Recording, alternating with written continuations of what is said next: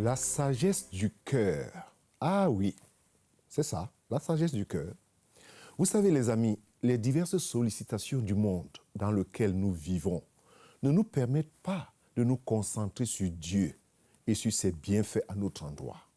Et pourtant, il est nécessaire que notre marche et notre conduite soient toujours marquées par la sagesse. Cette sagesse qui saisit toutes les opportunités, d'un côté de servir le Seigneur, d'un autre côté d'acquérir la compréhension de sa volonté et de son plaisir. Quand nous lisons dans la Bible, dans Colossiens 4 au verset 5, « Conduisez-vous avec sagesse envers ceux du dehors et rachetez le temps ». Cette déclaration de l'apôtre Paul fait un appel, c'est un appel ou un rappel des écrits des prophètes qui va dans deux directions. Ceux qui sont des enfants de Dieu, mais qui sont assoupis de se réveiller.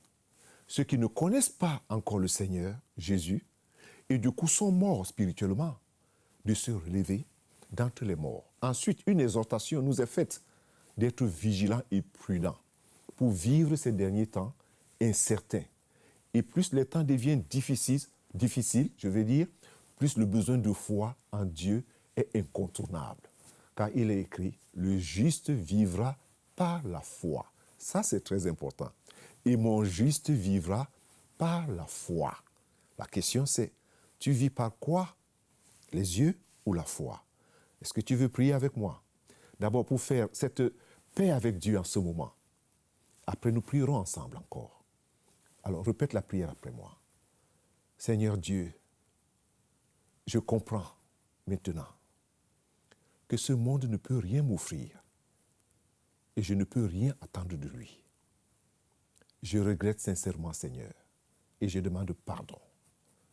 En ce moment même, en suivant ces témoignages et toutes ces histoires, je comprends mon besoin de toi. Et à toi je viens, à toi maintenant. Je t'ouvre mon cœur et j'invite Jésus pour être mon Seigneur et mon Sauveur personnel. Je le reçois maintenant. Alors recevez le Seigneur dans votre cœur. Dis, je reçois Jésus comme mon Seigneur et mon Sauveur personnel. Amen et Amen.